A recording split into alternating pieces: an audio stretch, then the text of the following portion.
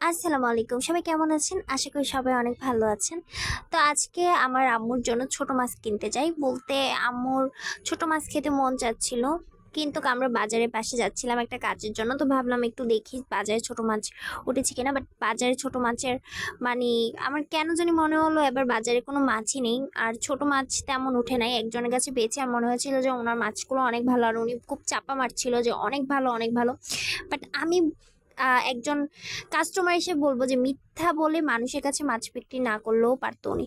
তো মাছগুলো একদমই ভালো ছিল না, উপরে ভালো ছিল কিন্তু ভিতরে পুরোই পচা ছিল, মানে ঠকে গেছি পুরোই। টাকাটা একদম পুরোই মানে হচ্ছে, যাই হোক এগুলো নাই বলি। তো এখানে এসেছি আম কিনতে, এখানেও ঠকে গেছি। হাই কপাল, আর শুধু ঠকলামই ঠকলামই, যতবারই ভাবি ততবারই কষ্ট লাগে।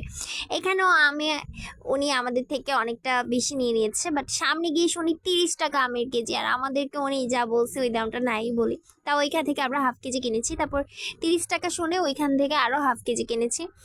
এই হচ্ছে গিয়ে বাঙালি ভাই, যেখানে সস্তা পাবে সেখান থেকেই নিতে থাকবে। বাট আমের আমার মনে হয় যেটা 30 টাকা করে বিক্রি করেছে ওই আমটা বেশি ভালো ছিল। এটা কিন্তু অনেক ছোট ছোট, অনেক ছোট, কিন্তু কি বুঝি যে উনি আমার কাছে এত বেশি দাম চাইলো।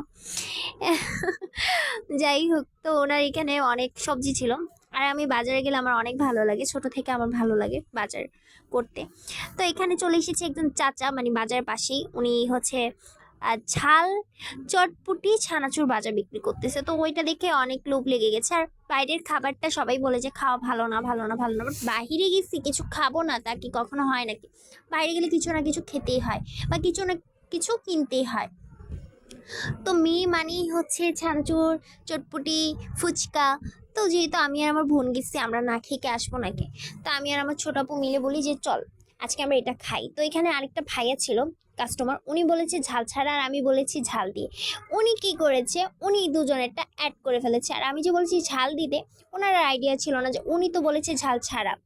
তো এখানে উনি বোম্বাই মরিচটা কেটে দিচ্ছিল, অনেক ঝাল দিয়ে দিয়েছে। পরে ওনার মাথায় গেল যে আরে আমার তো ওই কাস্টমারটা বলেছে ঝাল ছাড়া। তার বলছে খেতে পারবেন? তো উনি বলছে হ্যাঁ খেতে পারবো, দিয়ে দেন, সমস্যা নেই। তো যাই হোক বেচারা। হ্যাঁ, তো ওইখানে একটা সস আর বিট লবণ আর একটা কি জানি উনি দিয়েছে, যেটার জন্য অনেক ভালো লেগেছে। কিন্তু এই সসটা আমার এত ভালো, আমি জানি না সস নাকি একটা জানি পেস্টের মতো দেখছি, সসের মতো। তো ওইটা দিতে রেখেছি, ওইটা এত মজা ছিল। আর ওনারটা মানে ভাই রে ভাই, শ্রীমঙ্গলে আমার ফার্স্ট টাইম আমি ওনারটা খেয়ে মানে কি বলবো, এই খাবারটার প্রেমে পড়ে গেছি, মানে এত মজা ছিল এত মজা ছিল। যাই হোক, এটা আসলে যেটা সত্যি সেটাই বলেছি, ওনারটা সত্যি অনেক ভালো ছিল। আর ওনার ছানাচুর এবং ওনার যে মাখানো বা ওনার আশপাশ সব দেখে মানে খুবই ভালো লাগছিল, বসিং করছিল খুব সুন্দর করে, এবং সব পরিষ্কার পরিচ্ছন্ন ছিল, যে জিনিসটা আমার অনেক ভালো লেগেছে। তো এখানে ওনারটা খাওয়ার পর গাউসিতে যাই। গাউসিয়ার থেকে আমরা হচ্ছে কিছু খাবার নিই, তন্দুর রুটি আর ভাজি। তো গাউসিয়া সম্পর্কে আমি একটু আগেই বলে দিচ্ছি। ওইখানে যাওয়ার পর অনেকক্ষণ দাঁড়িয়ে থাকতে হয়, যে জিনিসটা আমার খুবই বাজে লেগেছে।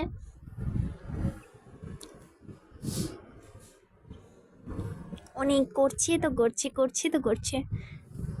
গাউসিয়াতে যাওয়ার পরে যেটা দেখলাম, ওদের এখানে অনেকক্ষণ ধরে দাঁড়িয়ে থাকতে হয়, এবং ওরা এখান থেকে সব থেকে ভালো লাগে আমার ওদের তন্দুর রুটিটা আর একটা ডাল ভাজি, ওইটা অনেক মজা লাগে। বাট এবারে এত বেশি ভালো লাগে নাই, বাট অনেকক্ষণ দাঁড়িয়ে থাকতে হয়েছে, অনেকক্ষণ। আমার মনে হয় সবাই মানে গাউসিয়াতেই যায়। তো সবাই ভালো থাকবেন, অবশ্যই আমার ভিডিওগুলো দেখবেন, অবশ্যই লাইক কমেন্ট এবং মতামত জানাবেন। তো বিদায় নিচ্ছি সবার থেকে, ভিডিও থেকে বিদায় নিচ্ছি। বাট আপনাদের মাঝে আবারও কোনো একটা নিউ ভিডিও নিয়ে আবারও আসবো। সবাই দেখতে থাকুন, পাশেই থাকুন, লাইক কমেন্ট করে জানাবেন আপনাদের মতামত। আসসালামু আলাইকুম, খুদা হাফেজ।